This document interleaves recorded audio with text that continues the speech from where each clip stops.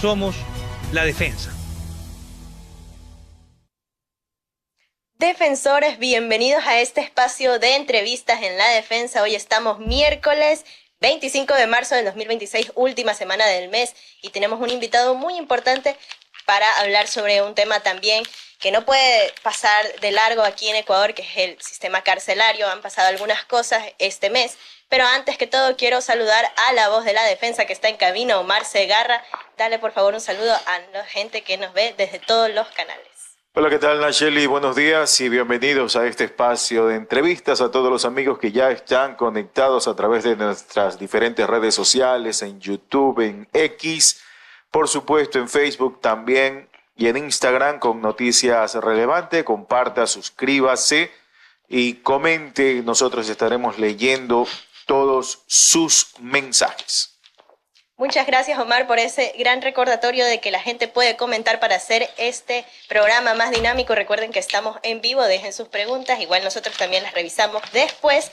Y quiero presentarles de una vez a nuestro invitado, el ingeniero Rodrigo Contero. Está con nosotros, él es experto en seguridad y rehabilitación social, así que, como mencioné hace un principio, vamos a hablar sobre el sistema carcelario en Ecuador porque han pasado algunas cosas, entre ellas, este 17 de marzo de 2026 se aprobó la Ley de Fortalecimiento del Sistema Penitenciario a nivel nacional por la Asamblea Nacional para establecer ciertos criterios técnicos de seguridad y de salud para mejorar el funcionamiento de este ámbito. De ahí lo que hemos escuchado sobre todo es eso de que los presos están trabajando para su propio sustento. Vamos a mencionarlo brevemente porque hay bastantes cosas en este punto.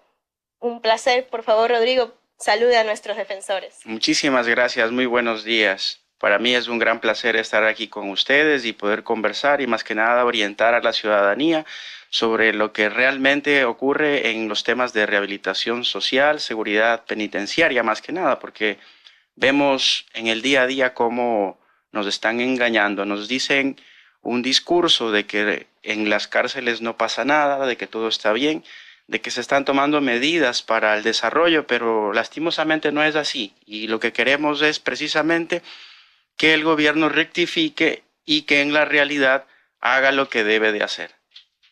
Sobre estas medidas para la rehabilitación que mencionamos muy puntualmente, esta ley recién aprobada, ¿puede resumirnos de qué trata y cuál es su opinión al respecto? ¿Va a ayudar en algo? Bueno, todo esfuerzo tiene algo positivo, ¿no? Obviamente. Más sin embargo, desde mi perspectiva, lo que está ocurriendo es que tanto el estado de excepción actual como la ley que acaban de sacarla no es otra cosa que un esfuerzo de marketing para mejorar la imagen del presidente de la República. ¿Y cómo sustento esto? El 2023 se aprobó la ley orgánica reformatoria a varios cuerpos legales para el fortalecimiento de las capacidades institucionales y de la seguridad integral. Entonces, en esta ley del 2023 se fortaleció todo el sistema de seguridad del país. En los temas de Policía Nacional, de Fuerzas Armadas, se crearon, por ejemplo, las zonas de seguridad, etcétera, etcétera. Y en esta ley que yo hablo, ya se están topando temas que ahora en esta nueva ley, recordemos, fue aprobada hace pocos días y en menos de 30 días será aprobada o vetada por el presidente de la República. En esta nueva ley se está diciendo que gracias a la iniciativa de ADN, pues las personas privadas de libertad van a trabajar y se van a ganar el sustento de cada día para poder en base a eso mantenerse, ¿no? Pero esto ya ha existido, incluso antes de la ley del 2023. Todo esto tenemos, por ejemplo, en la Constitución, en el artículo 51, en el COIP, artículos 690, 701, 702. En el reglamento del sistema de rehabilitación social, por lo menos tenemos unos 10 artículos. Los voy a mencionar de todas maneras. 178, 186, 187, 188, 193, 195, 196, 252, 270. Entonces, no va por el tema de las leyes la mejora del sistema de rehabilitación social. Va por el tema de la función ejecutiva, la administración pública. ¿Cuán eficiente es la actual administración pública para realmente generar un proceso de cambio? Y les digo que es deficiente porque Si consideramos el artículo 6, numeral 25 de la ley que mencioné hace un momento, ¿no?, que fue aprobada en el 2023, el presidente de la República tenía que emitir un decreto ejecutivo para que el SNAI pase a ser ministerio. ¿Ya? Recordemos que el año 2019 se eliminó en el gobierno de Lenín Moreno el Ministerio de Justicia y Derechos Humanos. El momento que se elimina esto, se elimina la Escuela de Formación de Guías Penitenciarios. Se le quita la capacidad administrativa financiera desconcentrada al ministerio. Entonces el SNAI pasa a ser un ente en donde la contratación se da a nivel de planta central, es decir, en Quito, y de ahí se deriva a nivel nacional. Como se disminuyeron los recursos, entonces comenzaron las cárceles, las nuevas que habían en ese entonces, a deteriorarse. Y obviamente las que ya existían en un muy mal estado, ¿no? Recordemos que se crearon centros de rehabilitación social, tanto en Guayas como en el Turi, en la provincia de Azuay, y en Cotopaxi. Y en estos centros de rehabilitación social, por ejemplo, la cárcel regional, Centro de Rehabilitación Social Masculino Guayas 4, se invirtieron 75 millones de dólares, 72 en infraestructura y 3 millones en tecnología. Era una cárcel que estaba a punto, ¿no? Si bien es cierto, la técnica nos habla de que debe haber cárceles por niveles de seguridad, es decir, solamente de mínima seguridad. En otro espacio físico, cárceles de mediana seguridad, y en otro espacio físico de máxima seguridad. En estos centros de rehabilitación se crearon etapas de seguridad dentro de una misma cárcel. Eso es un error. Sin embargo, habían talleres de carpintería, de metalmecánica, talleres de corte y confección, espacios para cultura, para teatro, para música, espacios educativos, ¿no?, donde las PPLs estudiaban la escuela, el colegio y algunos también la universidad.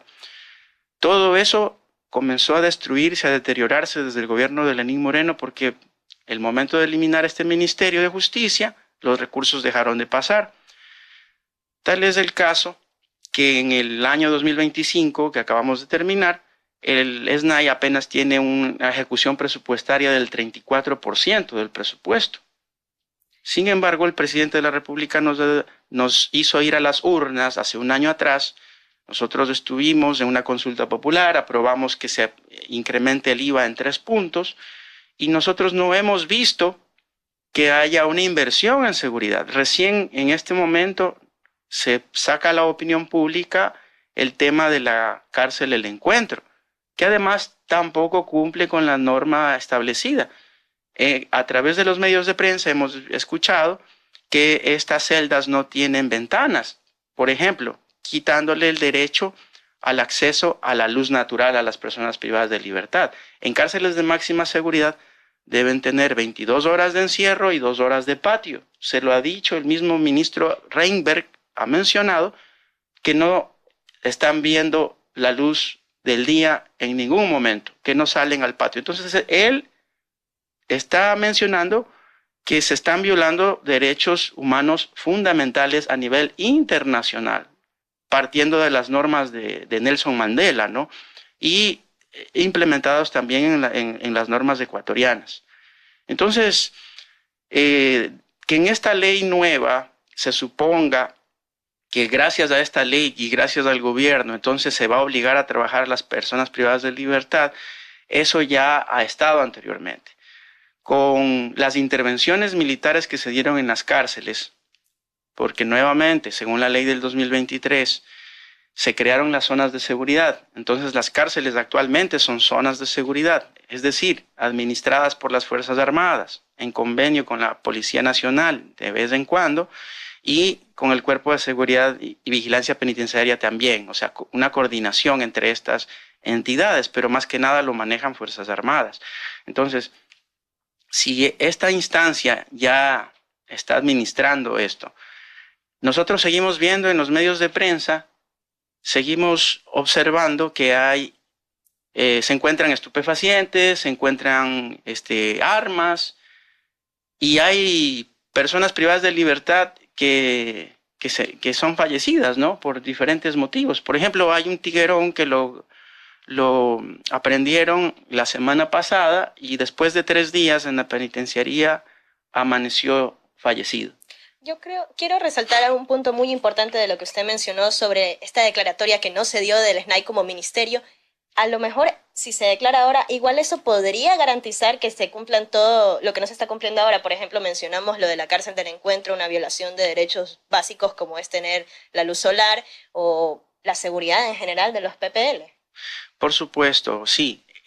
Creo que es lo correcto, lo que debería hacer el presidente de la República, emitir el decreto ejecutivo, elevar el SNAI a carácter de ministerio y con eso el SNAI podría primero generar un proceso de reestructura, entregar el reglamento por procesos en el Ministerio del Trabajo para homologación salarial. Un director de cárceles de máxima gana $2.400, un director de mínima gana $2.000, un funcionario gana entre 700 y $1.100. Un agente de seguridad penitenciaria gana 700, 800. Y la mayor parte de agentes son fuera de la ciudad donde están trabajando, tienen que pagar arriendo, alimentación. ¿Con cuánto se quedan? Más de lo que deben transferir a sus familias respectivas. Una de las principales causas de la contaminación, de la corrupción, es precisamente los bajos sueldos. Entonces, si se emite este decreto ejecutivo y el SNAI pasa a ser ministerio, se podría avanzar con la homologación salarial. Solamente con la misma escala del sector público ya habría mejoras. Imagínense, en la CFN, un gerente, un subgerente, ganan entre $4.000 y $3.000. ¿Y cuál es el riesgo que tienen ellos? Versus un director de cárceles. Un funcionario de la CFN gana $2.000, $2.400, $1.500, versus un funcionario de acá que no llega ni a los $1.100, a los $700, $800. Entonces, eso sería uno. Lo otro, la desconcentración de las compras públicas. Recuerdo que el Ministerio de Justicia fue eliminado en 2019 y desde ahí se deterioró todo el sistema de la infraestructura carcelaria. Entonces, del momento que el SNAI pasa a ser ministerio, entonces podrían desconcentrar las compras públicas. Actualmente maneja cada director una caja chica de máximo $100 al mes, siempre y cuando, con todas las facturas y todas las justificaciones, entregue y en financiero se genere un control de manera inmediata. La situación no ocurre de esa manera. La práctica, una caja chica de $100, por la agilidad del caso, no deja de entregarse en unos 2 o 3 meses. Mucha gente que le han dado caja chica nunca ha devengado esos valores. Entonces, ¿de dónde arreglan una luminaria? ¿De dónde arreglan una reja que se desoldó? Etcétera, etcétera. Lastimosamente, y la policía conoce esto, en términos criminalísticos, se utilizó y quizás se siga utilizando el dinero del cogobierno. El dinero del cogobierno es el dinero de las mafias y con eso se pintaron las celdas, se pintaron las fachadas, se dieron hojas, toners y situaciones para el tema administrativo hasta que llegue la compra pública de planta central. Entonces, esa es la realidad y eso es lo que Daniel Noboa oculta. Adicional que en su campaña inicial prometió una cárcel Barcaza, ¿no? Lo cual no ha cumplido en lo absoluto. Entonces hay que ser claros. Y en el proceso de rehabilitación social, las personas privadas de libertad sí han tenido sus prácticas de los ejes de tratamiento. Son 5 ejes: el educativo, como les dije, podían estudiar en escuela, en colegio y universidad. Claro que era algo optativo, no es algo obligatorio. El cultural, asimismo, la práctica de teatro, de música, tenían una orquesta de música, ¿no? Tenemos también el eje de psicología, todos tienen psicólogos clínicos que los atienden y que se generan los informes respectivos. El eje deportivo, ¿no? Son 5 ejes, ¿no? En todo caso, esos ejes han insistido y más bien con la intervención que se comenzó a dar en este gobierno, se suspendieron estos ejes y lo poco que quedaba en infraestructura, en talleres, se destruyeron y ahora están vacíos. Entonces, también se está violando el derecho a la rehabilitación social. Entonces, son cosas que no se están diciendo, pero que esa es la realidad y que nosotros sí necesitamos que cambien, porque si el concepto, ¿no? El concepto de que una persona pierda la libertad es porque está causando daño a la sociedad. Entonces, la sociedad, para protegerse, necesita que esa persona se aísle, pero que tenga la posibilidad de cambiar, de rehabilitarse y luego de reinsertarse a la sociedad. Entonces, ¿cómo se va a rehabilitar si, según lo que yo he mencionado, no hay pues un modelo de gestión penitenciaria adecuado que se base en el análisis de gestión de riesgos?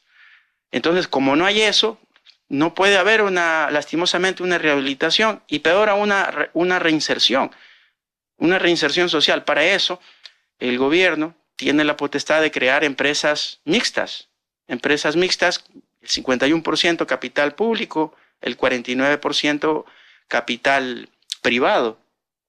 Por ponerles un ejemplo, podrían crear una infraestructura penitenciaria para exportar chocolate. Entonces, en las cárceles netamente de mínima seguridad y máximo hasta las de mediana seguridad. En las de máxima seguridad no se puede. Ahí se cae el discurso de los asambleístas de ADN que indican que se les va a obligar a trabajar a todo el mundo. ¿Por qué no se puede en los de máxima seguridad? Porque obviamente la técnica penitenciaria nos habla de que debe haber una persona por cada celda, porque al día siguiente, si imagínese una de estas personas es un psicópata, al día siguiente ya no amanecen 2, solo amanece 1. Acá nos ha dicho Reinberg que son 4 por celda, entonces eso está mal. Entonces, en las cárceles de mínima y de mediana seguridad se podría implementar esta industria penitenciaria. La gente genera su trabajo y cuando una vez recupere la libertad sale a la misma empresa en el exterior a trabajar.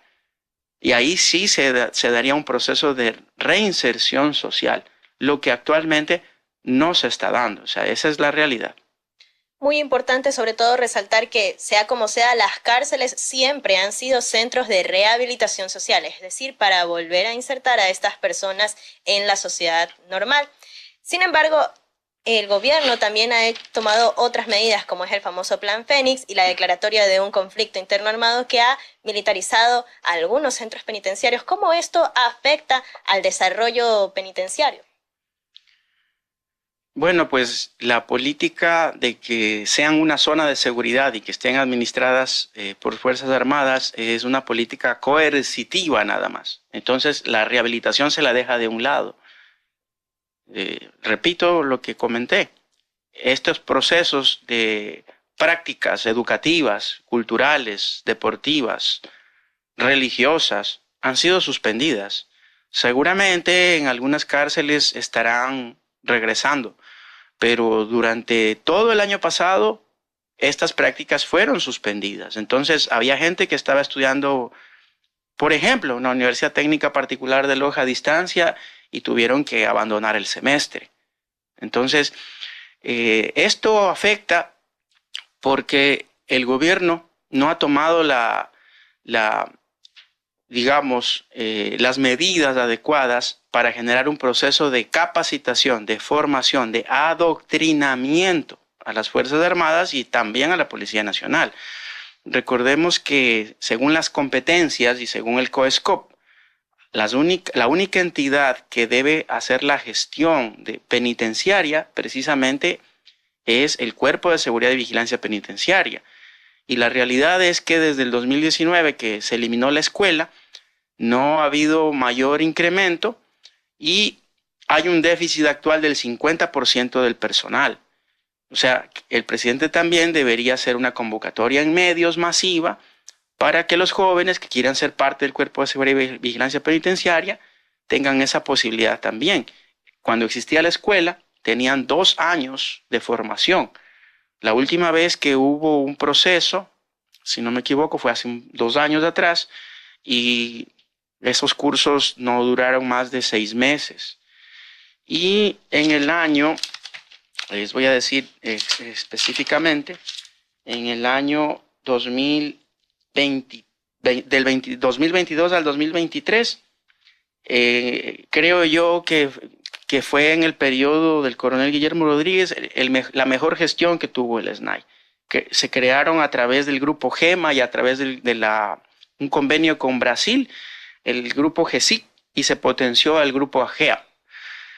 Obviamente no se los ha dotado de armas para antimotines, para técnica, para táctica, porque el gobierno no ha hecho compras públicas al respecto. Entonces, cuando las Fuerzas Armadas salgan y la Policía Nacional salgan, de una u otra manera, algún momento tendrán que salir porque no es de su competencia. Entonces, nuevamente, el Cuerpo de Seguridad y Vigilancia Penitenciaria tiene que hacerse cargo. ¿Y con qué instrumentos técnicos y tácticos se va a hacer cargo? Ahí lo que vamos a hacer es que se afiance nuevamente el control de los grupos de delincuencia organizada. Entonces el gobierno debería también generar procesos de formación técnica y táctica para este grupo. Ahora, en esta nueva ley nos dice que va a incorporar a personas en servicio pasivo, digamos, jubilados de las Fuerzas Armadas. Primero, ¿quién nos garantiza que estas personas no caigan en contaminación? ¿Quién nos garantiza eso? Segundo, no conocen, nuevamente les digo, ni de técnica ni de táctica. Ellos tendrían que pasar por un proceso de formación, porque como dije hace un momento, Fuerzas Armadas y Policía Nacional no tienen el adoctrinamiento en gestión penitenciaria. Para eso deben de conocer desde las normas de Mandela, las normas ecuatorianas y todos los tratados de prevención de la tortura. Aquí la Defensoría del Pueblo realmente no sabemos si está emitiendo o no está emitiendo informes, por ejemplo, de la cárcel del encuentro. Yo les he hablado de dos derechos fundamentales, del acceso a la luz natural, pero también el acceso a la luz artificial. No pueden estar en tinieblas, porque es una forma de tortura. Y la gente dirá, ¿por qué se tiene que garantizar los derechos de las personas privadas de libertad? Miren, ninguna persona, ningún ciudadano estamos exentos en un momento determinado de llegar a una cárcel. Mandela nos decía, luego de 27 años de estar preso, que las cárceles son el reflejo de nuestra sociedad. Si nuestras cárceles para muchos son un infierno, pues lastimosamente nuestro Ecuador se ha convertido en eso. Y para cambiar al Ecuador hay que empezar cambiando las cárceles, hay que mejorar la seguridad de las cárceles, la seguridad penitenciaria, porque realmente se va a disminuir de una manera rotunda la coordinación que tienen los GDOs en la parte exterior con la parte interior de cárceles. Ahora, hemos hablado un poco de infraestructura, hemos hablado de competencias de los distintos organismos, hemos hablado de la rehabilitación social, pero no podemos dejar de lado que existe en medio de todo esto una crisis sanitaria por el brote de tuberculosis entre los PPL, que ha dejado a muchos fallecidos, otros familiares muy preocupados porque no se ven acciones claras. ¿Usted qué piensa sobre este tema? Ese es otro derecho que se debe de garantizar. En el Ecuador no está aprobada la pena de muerte ni la cadena perpetua. Entonces, si no está aprobado, significa que el Estado debe garantizar la tutela, la salud, la alimentación, hasta que cuando la persona cumpla su condena y pueda recuperar la libertad. En ese sentido, como hemos hablado de infraestructura, cada centro de privación debe tener por ley un centro médico del Ministerio de Salud Pública, en donde se genere no solamente una atención ambulatoria, sino incluso hasta cirugías. Solamente cuando son cirugías mayores debería haber un traslado a centros externos, pero eso en la mayoría de las cárceles no ocurre. En pocas se podrá decir que cuenta con un centro de salud del Ministerio de Salud Pública, por un lado. Por otro lado, los médicos no quieren ir.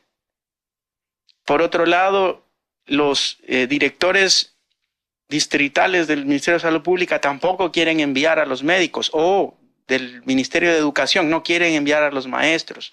O sea, son dos cosas, ¿no? Y en la actualidad se está vulnerando el derecho a la salud. Miren, un ejemplo muy didáctico, ¿no? Cuando hay una guerra, un militar cae detenido por un ejército de otro país, pasa a ser prisionero de guerra, le dan su alimentación según los convenios de Ginebra, salud, etcétera. La guerra concluye, luego hacen cambio de presos y retorna a la persona que fue detenida. En la misma forma, las personas privadas de libertad tienen la posibilidad de generar este proceso de rehabilitación para poder retornar a las actividades cotidianas ya de manera lícita, no de manera ilícita. Pero como está estructurada las cárceles actualmente, pues no se puede. Miren, esta ley que yo les mencioné del 2023, Ley Orgánica Reformatoria a varios cuerpos legales para el fortalecimiento de las capacidades institucionales y de la seguridad integral, adicional que en su artículo 6, numeral 25, que nos dice que se tiene que el presidente de la República emitir un decreto ejecutivo para que el SNAI se convierta en ministerio, adicional a esto, también indica que como entidad de control del organismo técnico de rehabilitación social, conforme el Consejo de Seguridad Pública y el Consejo Nacional de Política Criminal. ¿Qué significa esto? Que del 2019, que se eliminó el Ministerio de Justicia, hasta el 2023, de manera premeditada, se sacó a la institución que de una u otra manera administra el sector penitenciario de la toma de decisiones en materia de seguridad pública y en materia de política criminal. O sea, el gobierno de Moreno y el gobierno de Lazo de manera, digamos, categórica han contribuido a la delincuencia y al grado de violencia que vive el país. Pero, y ahora en el actual gobierno, ¿por qué no ha generado que el SNAI se convierta en ministerio? Para que dentro de estos consejos de seguridad y de política criminal tengan su grado de operatividad. Porque en estas zonas de seguridad que administra Fuerzas Armadas, Policía Nacional, en conjunto con el SNAI, se conforman además los bloques de seguridad. Hemos escuchado mucho que los operativos del Plan Fénix o diferentes cosas los hace el bloque de seguridad, pero es el Consejo de la Seguridad Pública los que deben tener esta materia. Yo sí le pediría que por favor nos dé lectura al artículo 674 de esta misma ley. Las entidades que deberían reunirse, y no sabemos si se han reunido, si no lo han hecho, para generar política pública respectiva. Ahí están todos los ministerios en el 674 que deberían formar parte del Consejo de la Seguridad Pública. Por ejemplo, Ministerio de Trabajo, Ministerio a través del SECAP, por ejemplo, ¿no? Ministerio de Salud, Ministerio de Educación, algunos ministerios, ¿no? Y en la práctica, solamente el bloque de seguridad, lo que es Fuerzas Armadas y Policía Nacional están en esto, ¿no? Entonces, usted al principio me dijo cuál es, digamos, el problema y efectivamente es la política represiva. No hay política de rehabilitación ni de reinserción social y no hay una infraestructura física que garantice la seguridad física. Peor aún, la seguridad electrónica, que tiene que ver con tema de cámaras, con tema de inhibidores de señal. Entonces, todo eso son temas que el gobierno no lo está haciendo. Listo, tenemos una pregunta en la cabina, Omar. Sí, ¿cómo está, ingeniero? Yo quería consultar, usted bien remarcaba que no se conoce si hay informes de todo lo que está ocurriendo dentro de las cárceles. Antes, en la época del expresidente Correa, habían talleres, no se movía mucho el tema de que los PPLs trabajaran, pero actualmente con todo lo que usted ha expuesto muy detalladamente, ¿cómo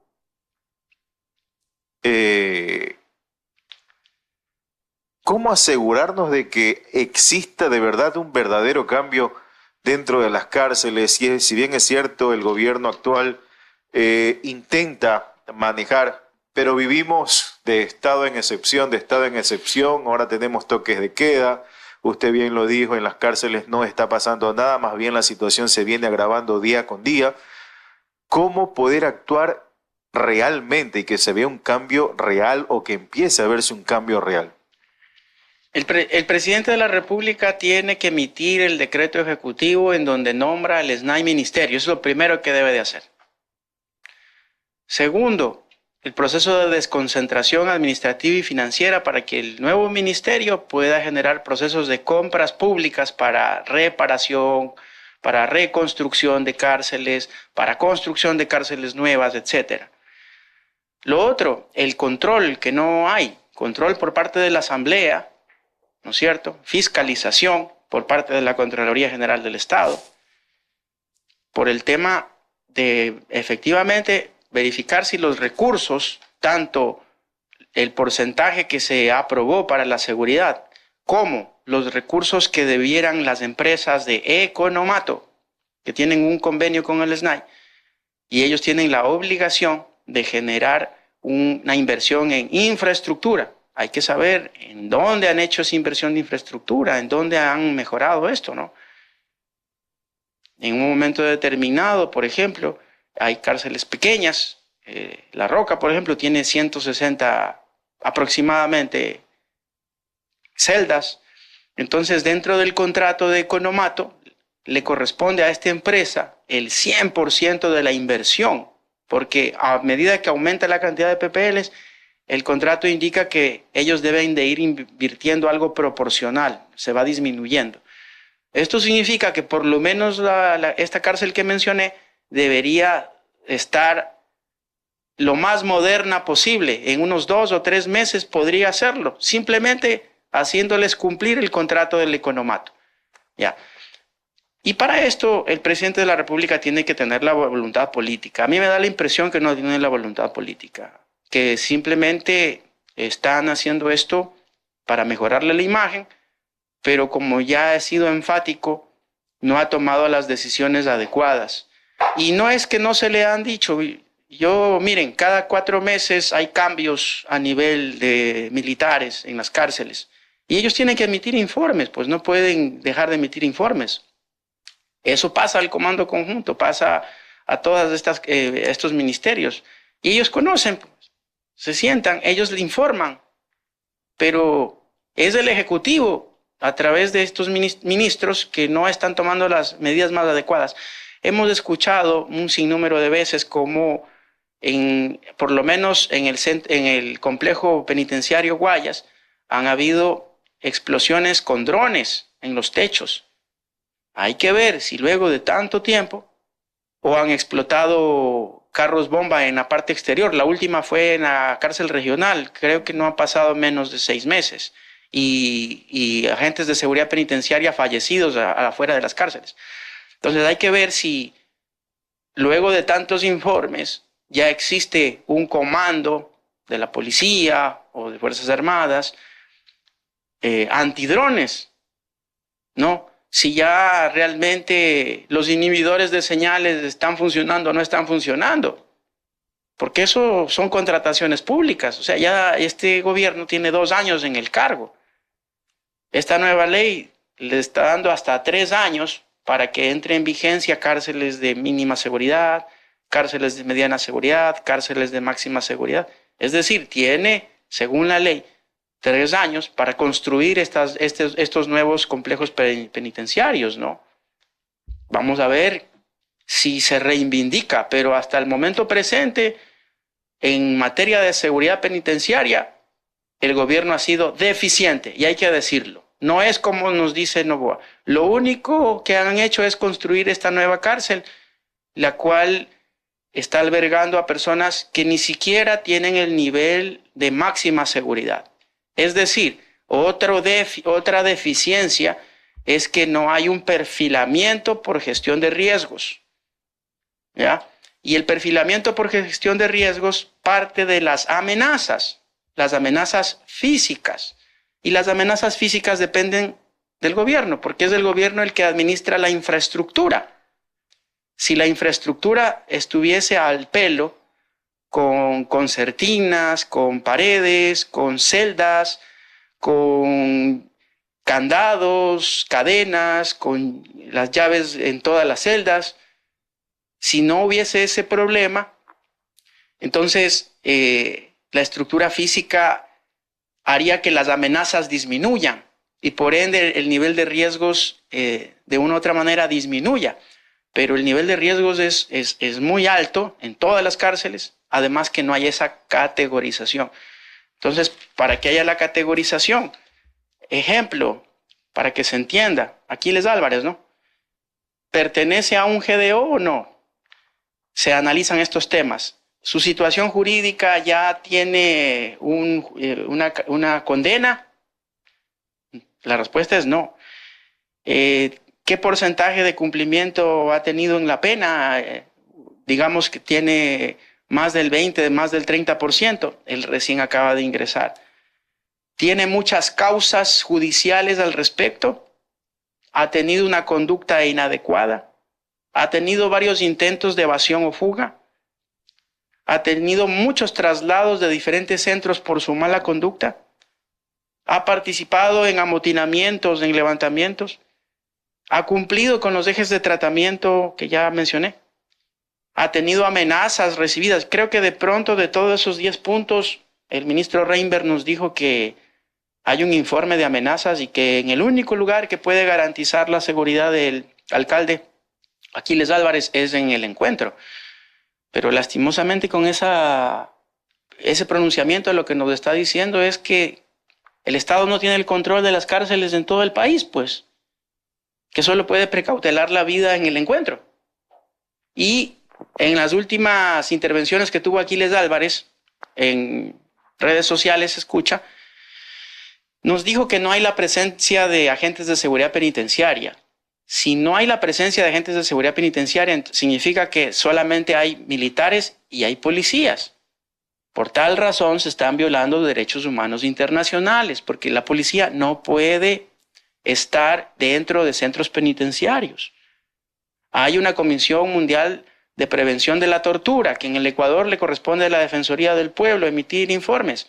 Deberían emitir informes, porque para eso las competencias de los centinelas penitenciarios a nivel mundial les corresponde en este caso en el Ecuador, al Cuerpo de Seguridad y Vigilancia Penitenciaria. La policía y las Fuerzas Armadas tienen otro tipo de adoctrinamiento. La policía se especializa en la aprehensión de personas para que luego, en un proceso de defensa, demuestren si son inocentes o no y pasen a una condena. Pare de contar. Sí que la policía no hace rehabilitación social. Y peor las Fuerzas Armadas, que son adoctrinadas para la guerra, para el combate, para dar de baja al enemigo, al terrorismo, etc. Entonces, vemos claramente que no se está cumpliendo, que no hay un análisis de gestión de riesgos. A lo mucho lo hacen en traslados cuando una persona privada de libertad necesita ir a una atención médica o a un traslado para el juicio, como se lo hizo a Aquiles Álvarez. Entonces, ahí sí hacen un perfilamiento de riesgos, pero porque la policía les exige al SNAI. Y según eso, arma un operativo. Mucho se habló del ex asambleísta Díaz, que iba con una cantidad de policías resguardados. Eso está bien, porque le compete al Estado garantizar la vida de la persona privada de libertad. Y si va a ser trasladada, de acuerdo al nivel de riesgos, se tiene que generar el acompañamiento, ¿no?, para precautelar la vida. Hay muchas personas privadas de libertad que han fallecido en estos traslados, han sido ejecutados por GDOs. Pero perdón, allí, ingeniero, que lo interrumpa, ya que puso el tema, los ejemplos de Aquiles Álvarez y de Santiago Díaz. ¿Quién se equivoca en este tratamiento, en estas dos situaciones, donde ninguno de los dos tiene una sentencia ejecutoriada, pero el uno está en una cárcel de mínima seguridad, que es la cárcel 4, y otro está en una cárcel de máxima seguridad, así como la ha denominado el gobierno, la cárcel del encuentro, ¿no?, en las condiciones en las que se encuentra el alcalde Álvarez, que pareciera que está pagando ya una sentencia que aún no se ha hecho oficial? Miren, la mejor forma de entender esto es mirar a Estados Unidos. ¿Dónde está recluido Maduro? ¿Dónde está recluido Fito? En la misma cárcel. ¿Por qué? Porque todavía no tienen una condena. Están en una cárcel provisional. En Estados Unidos se demoran 21 días en generar el proceso de perfilamiento. Cuando se genera el proceso de perfilamiento, entonces determinan si fulano de tal es de máxima peligrosidad, de máximo riesgo, de mediano riesgo o de mínimo riesgo. Y después de eso, cuando ya se genera el proceso condenatorio, son trasladadas estas personas privadas de libertad a las cárceles que le correspondan según su nivel de riesgos. Ahí está contestada la pregunta. Es decir, estas dos personas que mencionamos deberían estar en una cárcel provisional. No debería estar Aquiles Álvarez en el encuentro. Y eso ya le compete al abogado defensor pedir que de la carpeta del detenido le entreguen el perfil de riesgos. ¿Bajo cuál metodología hicieron el perfil de riesgos? ¿Bajo Exacto. qué soporte se genera que se determina que esta persona... A eso me quería referir. Debe ¿Quién estar ahí. determina eso? Al final, ¿quién determina eso? Bueno, pues según el reglamento de rehabilitación social son competencias que recaen en el Cuerpo de Seguridad y Vigilancia Penitenciaria. Ellos emiten el perfilamiento de riesgos, lo pasan al director del centro y pasa a la carpeta de la persona privada de libertad, así como sus temas de disciplina y todo lo que mencioné hace un momento. Eso es lo correcto, lo que dice la ley. Muy importante, defensores, que no pase de largo estos puntos de que se podrían estar saltando procesos, y vemos también de nuevo recalcar lo que vimos en esta entrevista con el ingeniero Rodrigo Contero. Vimos temas de salud, temas de rehabilitación social, que es lo que son las cárceles, temas de infraestructura y temas de competencias de organismos que chocan con la nueva ley, con la que ya se firmó en 2023. Ha sido un placer, ingeniero, pero ya se nos acabó el tiempo. Igual, cuando quiera, aquí estamos disponibles. También, defensores, dejen su comentario sobre esta entrevista. Y no olviden que aquí en La Defensa defendemos la verdad con periodismo.